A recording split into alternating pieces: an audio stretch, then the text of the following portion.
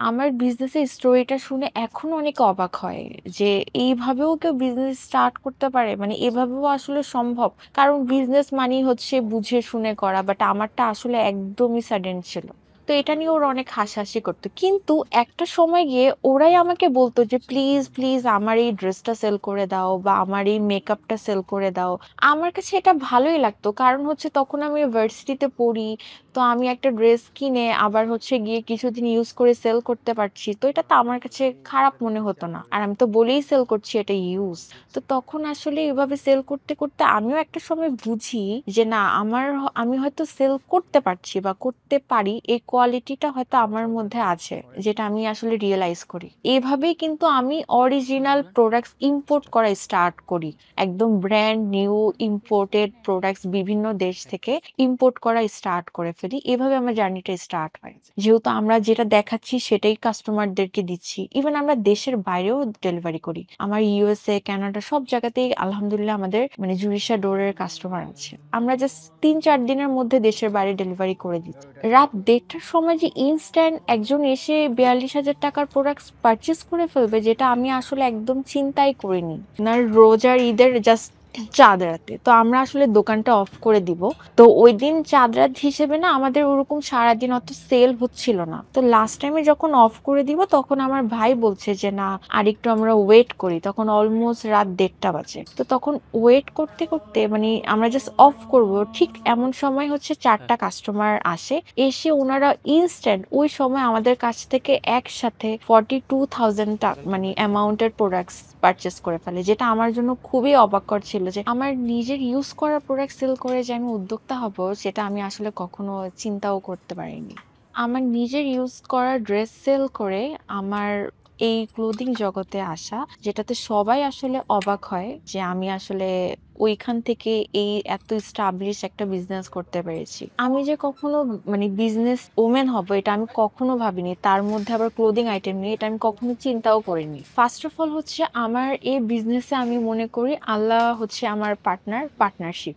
আমার বিজনেস থেকে যে প্রফিটটা আসে মান্থলি, সো ওই পার্সেন্টেজটা হচ্ছে গিয়ে আমি লাইক অ্যাজ এ দান সাদকা বা যেটাই বলি না কেন, ওই জিনিসটা আমি করে থাকি। কারণ আল্লাহর সাথে যদি আমি কোনো কিছু করি যে আল্লাহকে পার্টনারশিপে রেখে, তো ওইখানে তো আমার লস হওয়ার কথা না, রাইট? সো এটা বলতে পারেন যে হ্যাঁ, আমি একটু হয়তো বুদ্ধি দিয়েও চিন্তা করেছি।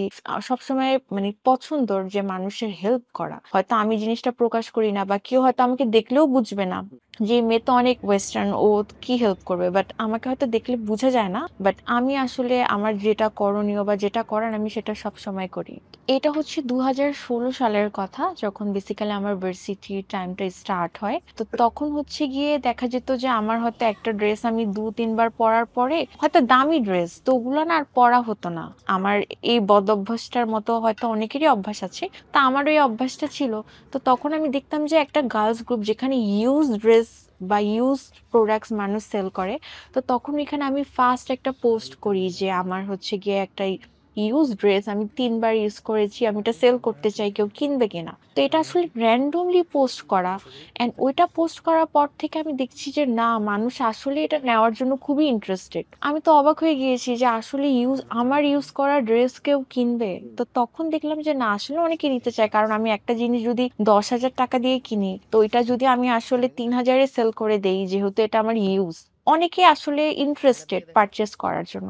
আমি সব থেকে বেশি শকড হয়েছি যখন আমার ইউজ করা জুতাও সেল হয়েছে, ড্রেস সেল হয়েছে, বাট জুতা যখন সেল হয়ে গিয়েছে তখন আসলে আমি অবাক হয়ে গিয়েছি। তো তখন দেখা যেত যে আমার ফ্রেন্ডরা একটু হাসাহাসি করতো, তোর ইউজ করা ড্রেস মানুষ কেনার জন্য এত ইন্টারেস্টেড। কারণ ওরাও দেখতো যে ওই পোস্টের মধ্যে অনেক কমেন্ট আসতো যে নিতে চাই, প্রাইস প্রাইস এরকম। তো তখন আমি বললাম যে আসলেই এটা নিতে চাচ্ছে অনেকে, আসলেই এগুলো সেল হচ্ছে। তো আমি ফার্স্ট টাইম যখন আমার আব্বুর সাথে ইন্ডিয়াতে যাই, তো তখন গিয়ে ওই তো সচরাচর ওই যে ইউজ করা গ্রুপটা ছিল ওখানে আমি পোস্ট করি যে আমি ইন্ডিয়াতে আছি, তোমরা কে কি চাচ্ছ। তো তখন এখানে আমি শাড়ি, ড্রেস অনেক কিছু হচ্ছে গিয়ে পোস্ট করি।